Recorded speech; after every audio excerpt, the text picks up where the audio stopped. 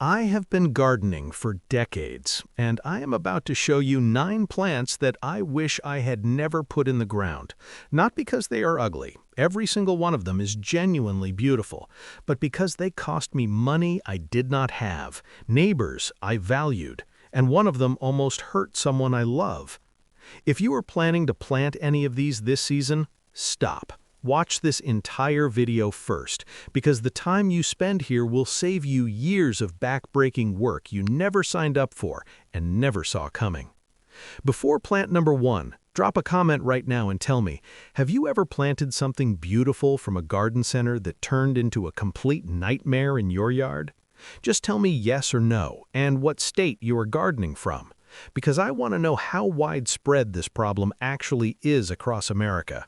I read every single comment, and your answer matters more than you might think. Plant number 1, Trumpet Vine.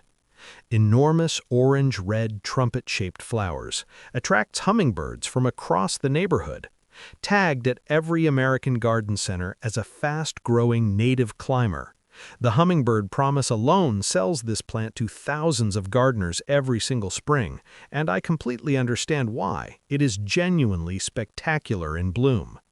First season, perfectly behaved, climbing exactly where directed, producing those flowers exactly as promised. Year 2, new shoots appearing several feet from the original planting. Interesting, but manageable. Year 3, shoots emerging from cracks in the driveway, through the lawn 15 feet away, under the fence into neighboring property. Year 4 and beyond, aerial roots attaching to house siding, gutters, and wood trim. Pulling them off takes the paint with them. Shoots emerging from the foundation itself. The root system by this point extends so deep and so wide that complete removal requires professional excavation, not a weekend with a shovel. Professional trumpet vine removal in the United States runs between $500 and $2,000, depending on how established it is and the size of the affected property. That is the actual price of the $12 plant sitting at the garden center right now. Particularly aggressive in USDA zones 4 through 9, which covers the majority of the continental United States. In southern states, zones 7 through 9, the invasive behavior appears significantly faster after planting. The better alternative, native coral honeysuckle, Lonicera sempervirens, provides the hummingbird attraction, delivers beautiful tubular red flowers, grows as a completely well-behaved twining vine in zones 4 through 9. Available at most native plant nurseries and increasingly at mainstream garden centers nationwide. Same visual category, none of the consequences. At any garden center, if a plant tag says vigorous grower or spreads freely on any climbing or vining plant, those are the polite industry terms for invasive behavior. Ask specifically, does this plant spread by underground runners? Watch the response carefully. Plant number 2, Yellow Flag Iris. Tall, elegant yellow iris flowers above clean architectural foliage. Sold across America as a water garden plant and a naturalistic pond edge solution. The combination of European iris beauty and the promise of thriving in wet problem areas makes this one of the most consistently purchased plants at American garden centers every single spring. First season, beautiful, exactly as promised, appearing completely compatible with everything surrounding it. Year 2, seed pods appearing in large quantities. Year 3, seedlings germinating throughout the pond, surrounding soil, and any nearby water feature or drainage area. Here is the detail that makes this plant genuinely dangerous beyond your own property. The seeds float. Water carries them downstream to natural waterways, wetlands, and neighboring properties entirely beyond your reach or your control. Yellow flag iris is now listed as a prohibited invasive species in Oregon, Washington, Wisconsin, Vermont, and additional states. Removing established clumps from pond edges requires excavating the entire root mass, a physical undertaking that most gardeners dramatically underestimate before they begin. The specific better alternative, blue flag iris, Iris versicolor, the true American native equivalent, identical elegant iris flower form in beautiful blue-violet, genuinely well-behaved in water gardens and at pond edges, actively supports native pollinators through the entire bloom season, available through native plant societies and specialty nurseries nationwide, performs reliably across zones 3 through 9. Before purchasing any plant specifically for pond edges or water gardens, search the plant name plus your state name plus the word invasive. Many of the most problematic water garden plants sold freely at American garden centers are listed as prohibited in specific states while remaining legally available for sale in others. If you are already recognizing something growing in your own garden right now, subscribe to this channel immediately, because this is exactly the specific, honest information we deliver every single week.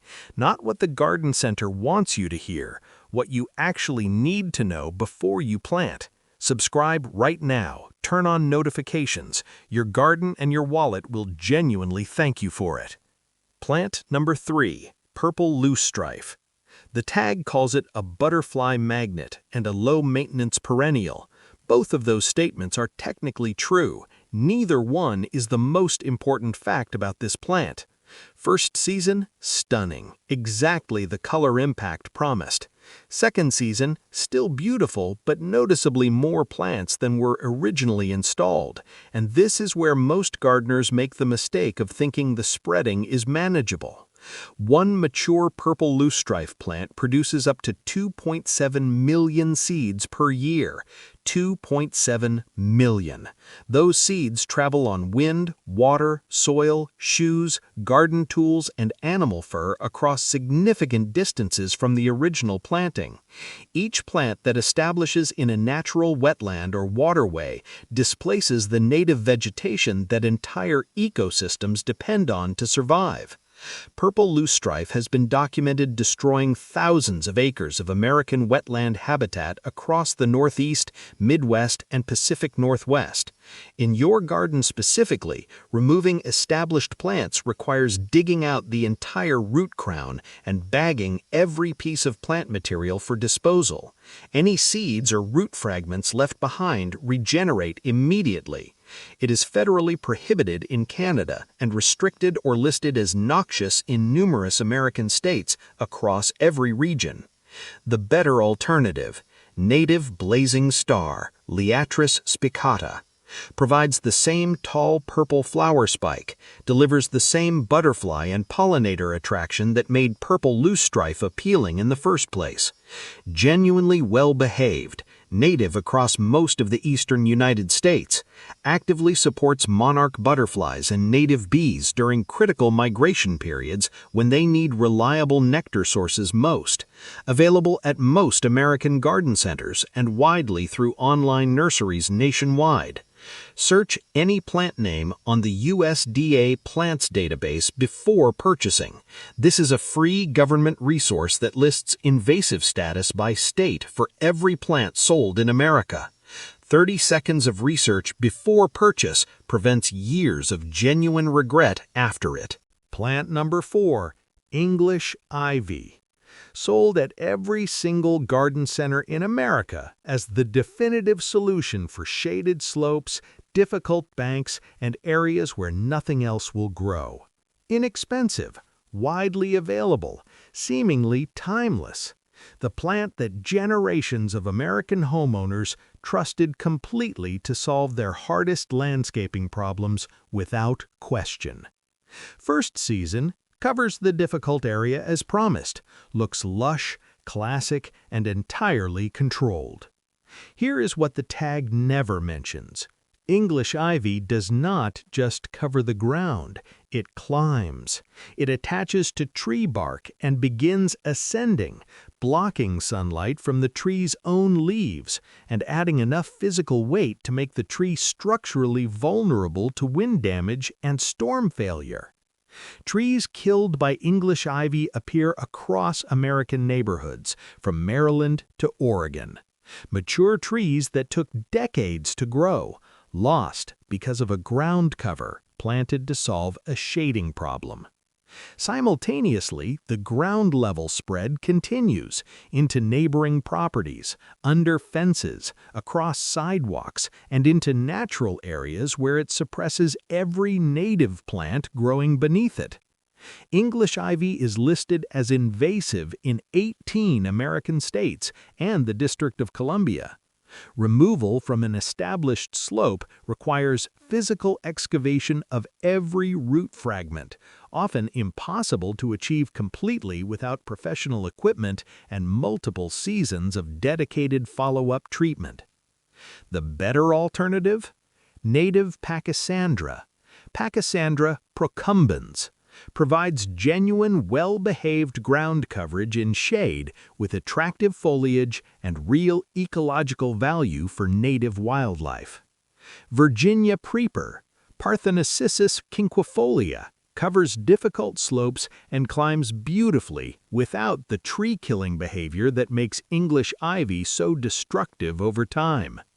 Both are native across most of the eastern United States and available at quality garden centers nationwide. I need to ask you something right now, and I genuinely want your honest answer in the comments. Is English ivy currently growing somewhere on your property?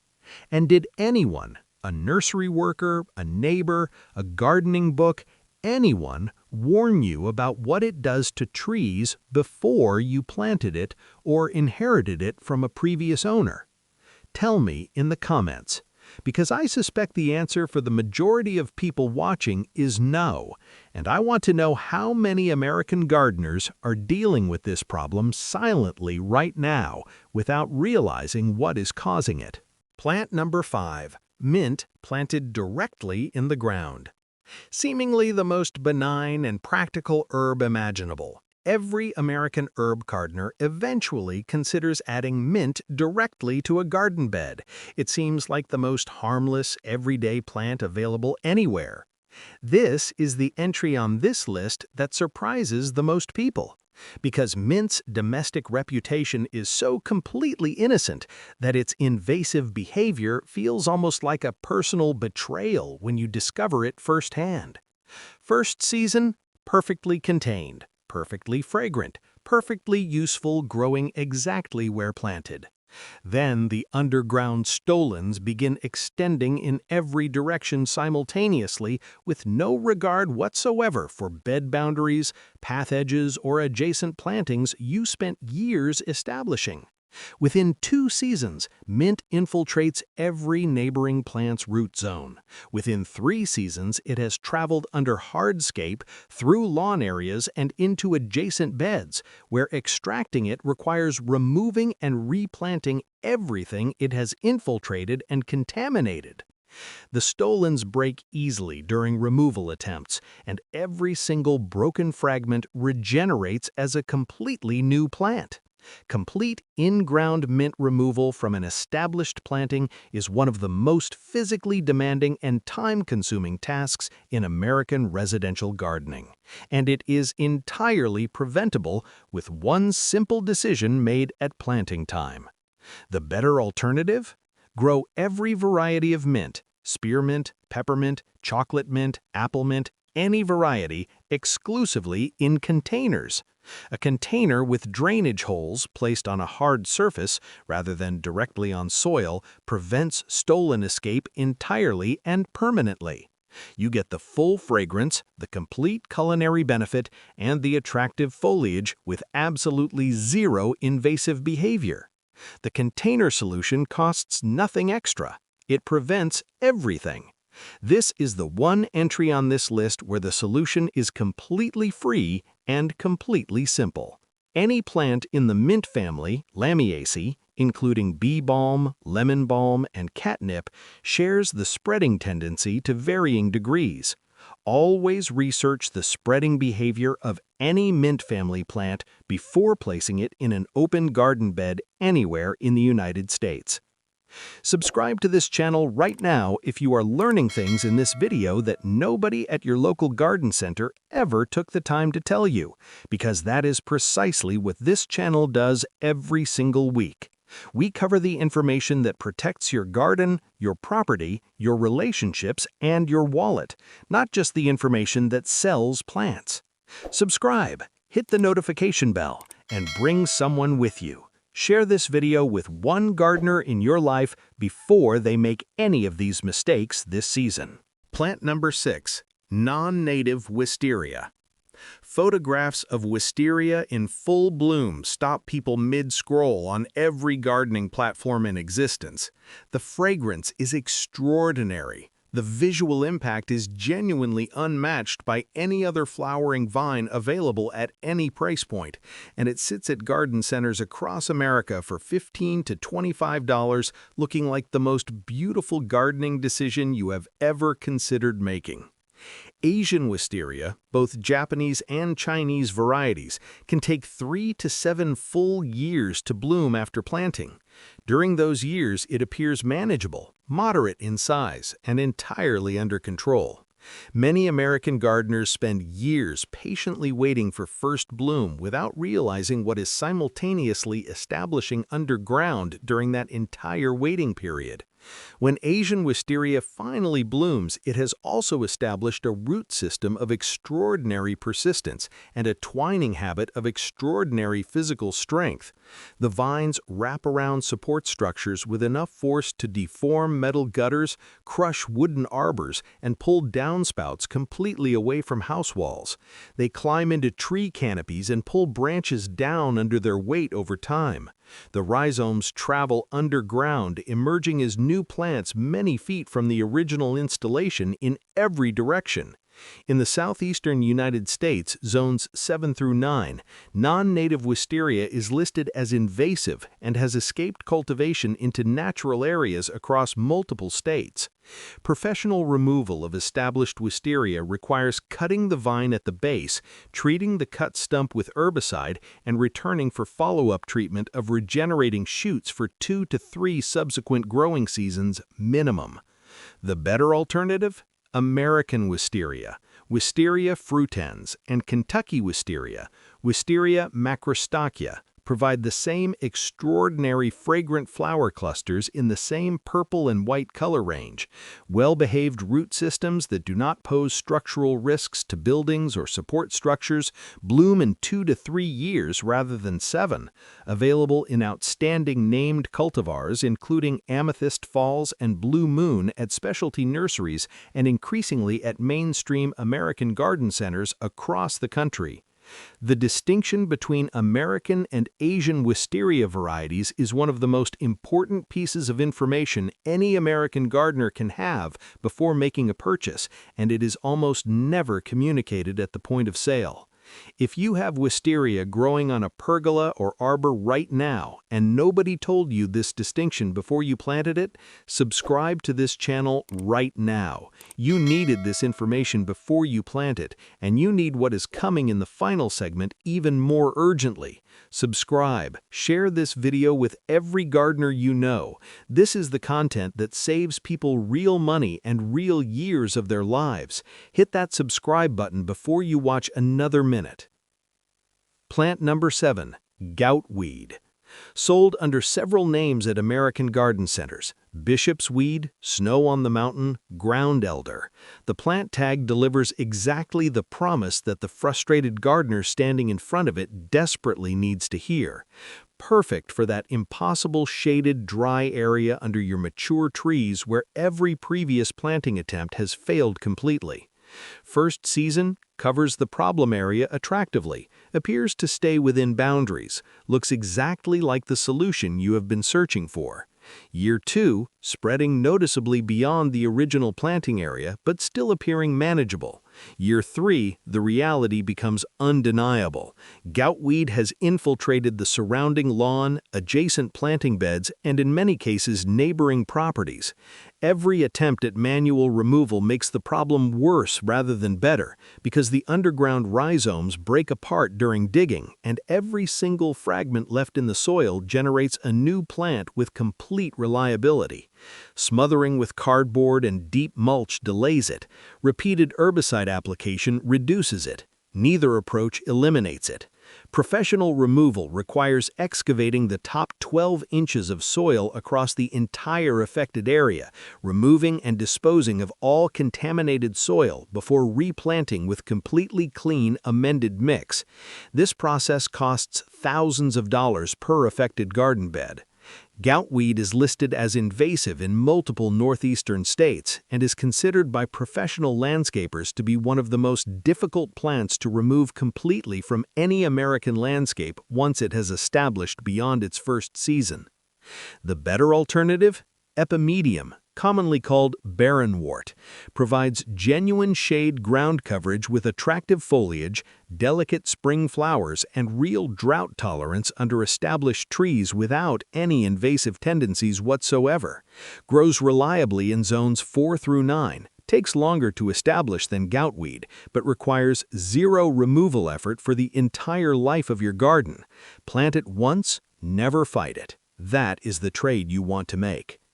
Any plant described as thrives in difficult dry shade and spreads to fill area in the same tag description warrants immediate invasive research before purchase.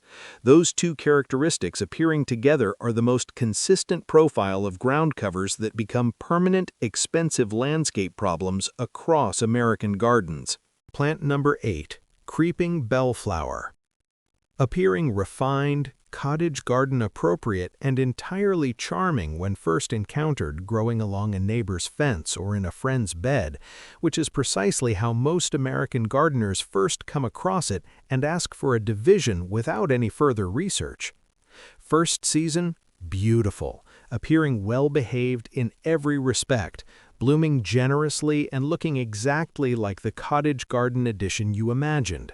Sometimes 2 full seasons pass before the true behavior becomes apparent. Then both mechanisms activate simultaneously. Underground fleshy white roots extending in every direction, breaking apart during any removal attempt and regenerating from every fragment left behind, and prolific self-seeding from the hundreds of seed pods each plant produces annually, germinating in lawn, gravel, mulch, cracks in hardscape, and any soil within wind dispersal distance of the original plant. By year 3, a single plant has typically produced dozens of established offspring within a 20-foot radius. By year 5, the original planting area has become an extensive colony that has infiltrated turf, adjacent beds, and neighboring properties in every direction. Selective herbicide is ineffective because the plant shares family characteristics with many desirable garden plants. Non-selective herbicide damages everything surrounding it. Manual removal without leaving root fragments behind is technically possible and practically nearly impossible in real garden conditions with real soil. The better alternative? Native harebells, Campanula rotundifolia, provide the same delicate, nodding, bell-shaped purple flowers with genuinely well-behaved spreading behavior and real ecological value for native pollinators. Available through native plant societies and specialty nurseries across the northern and western United States. Same visual character, none of the consequences. Here is the question I want genuinely debated in the comment section right now. Do you believe garden centers in America have a responsibility to warn customers about invasive plants before selling them, or is that entirely the gardener's responsibility to research independently before purchasing? Tell me exactly where you stand, because this is a real argument happening in the American gardening community right now, and there is no easy answer. I want to hear your honest opinion below. Plant number 9, giant hogweed. This is the one. This is the plant I referenced at the very beginning of this video when I said one of them almost hurt someone I love, and I need you to pay close attention to every word of this entry because the consequences here go far beyond a damaged garden or a strained neighbor relationship. Giant hogweed produces enormous architectural white flower clusters on dramatic stems reaching 6 to 15 feet in height. It is genuinely spectacular as a structural garden plant. The scale and visual drama are unlike almost anything else available to American gardeners. It occasionally enters gardens through informal plant exchanges, online plant sales, or misidentification as cow parsnip, a native plant with similar appearance that is completely safe. Here is the reality that every American gardener needs to understand completely. Giant hogweed sap contains chemical compounds called furanocoumarins.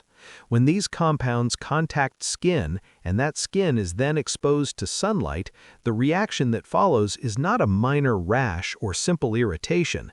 It is a severe phototoxic burn. Third-degree chemical burns that blister severely and extensively. Burns that can cause permanent scarring that lasts for years, and in documented cases across the United States, permanent blindness when sap contacts the eyes before sun exposure occurs. This is not a theoretical risk being presented for dramatic effect. American poison control centers receive documented reports of giant hogweed burns every single gardening season, primarily across northeastern states and the Pacific Northwest, where established populations exist. Children are the most frequently affected victims, attracted by the dramatic size of the plant while playing outdoors with no understanding of the danger they are reaching toward. Giant hogweed is a federally listed noxious weed in the United States. Its removal requires full protective equipment, long sleeves, thick gloves, eye protection, worn throughout the entire removal process. In most situations, removal should be handled by professionals who understand the contact risks completely, rather than attempted independently by a homeowner who encountered this plant unexpectedly. Currently documented in New York, Pennsylvania, Ohio, Michigan, Virginia, Oregon, Washington, and additional northeastern states. If you encounter a very large white-flowered plant with deeply cut leaves and distinctive red-mottled hollow stems that you cannot positively identify, do not touch it under any circumstances. Contact your state's Department of Agriculture for identification assistance before any removal is attempted. The better alternative? Native Angelica. Angelica atropurpurea provides dramatic, tall architectural presence with large white flower clusters in the same visual category as giant hogweed, completely safe, native to the eastern United States, actively supports native pollinators, available through native plant specialists across the country for gardeners who want that bold architectural scale without any of the danger. If plant number 9 alarmed you, and it absolutely should, subscribe to this channel right now, because we cover exactly this kind of critical, specific safety information that most gardening content never touches. The information in this video alone could protect your family from a serious and genuinely life-altering injury. Subscribe, share this video with every gardener in your life. Turn on notifications, because what we cover matters, and it matters every single week. Now, let me give you the 3 questions that will protect you at every garden center for the rest of your life. Because this video should not just teach you about 9 specific plants, it should give you a research system that catches every problematic plant you will ever encounter from this point forward. Question 1. Does this plant spread by underground runners or rhizomes? This single question identifies every spreader on this list and every spreader not on it. A nursery worker who cannot answer this question confidently and specifically is a signal to research independently before making any purchase decision. Question 2. Is this plant considered invasive in my specific state? The USDA Plants database at plants.usda.gov provides free invasive status information organized by state for every plant sold anywhere in America. Bookmark this resource on your phone right now. Use it at the garden center before you reach for your wallet. 30 seconds of research before purchase prevents years of regret after it. Question 3. What does this plant look like in year 3, not year 1? Year 1 appearance is what the tag photograph shows. Year 3 reality is what experienced gardeners know and what this video has been showing you. Search any plant name alongside the words invasive or aggressive before purchasing anything described as fast-growing, spreads freely, or covers difficult areas rapidly. Every alternative suggested throughout this video today is either a native plant or a well-behaved, non-invasive introduced species. Native plants for your specific region are almost always the safest choice available. They evolved alongside your local ecosystem, support local wildlife, and behave predictably in American garden conditions across every climate zone. The Lady Bird Johnson Wildflower Center's native plant database at wildflower.org provides free native plant recommendations organized by zip code for every American gardener in every state. This is one of the most useful free resources in American gardening, and almost nobody knows it exists. Now, if any of these plants are already established in your ground, here is what you need to know before you touch them.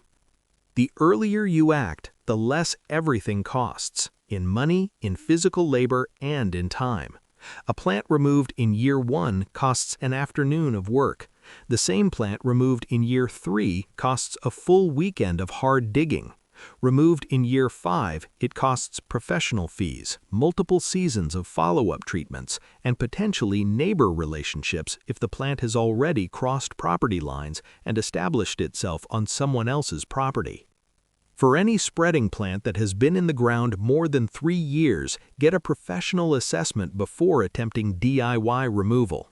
The root systems of established spreaders extend significantly further underground than the visible above-ground growth ever suggests.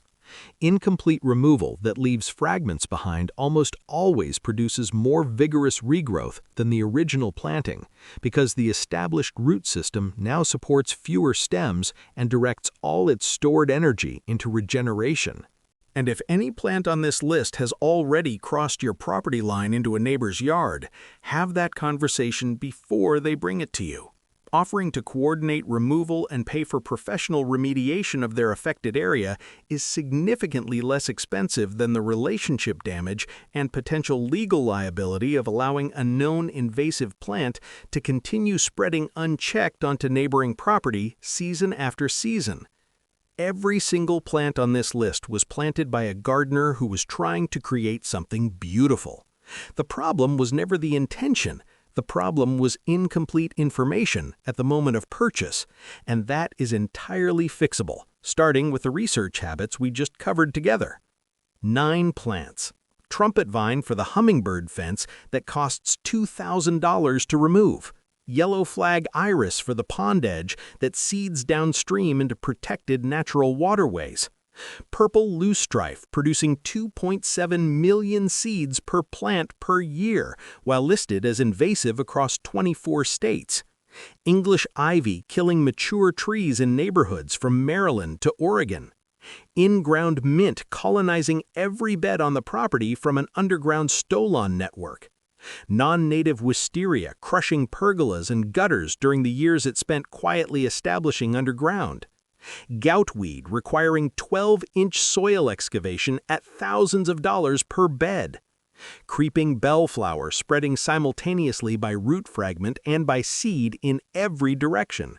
And giant hogweed, the architectural plant that causes third-degree chemical burns and should never be approached without full protective equipment and professional guidance. Every one of these plants has a better alternative that delivers the same beauty without a single one of the consequences. Make the switch. Do the research before you purchase. Use the USDA database. Ask the 3 questions, and protect the garden you have worked so hard and so long to build from the plants that will quietly dismantle it from the inside. This channel exists because American gardeners deserve honest, specific information, not just beautiful photographs and enthusiastic plant descriptions that omit the most important facts. If today saved you from even one of these mistakes, subscribe right now. Share this video with every gardener in your life before the planting season fully opens. Drop a comment telling me which of these 9 surprised you the most, and tell me, what plant do you personally regret planting? Because your answer in the comment section today might be the single most important piece of information that someone else watching this video reads before they make a decision they cannot easily undo. Subscribe.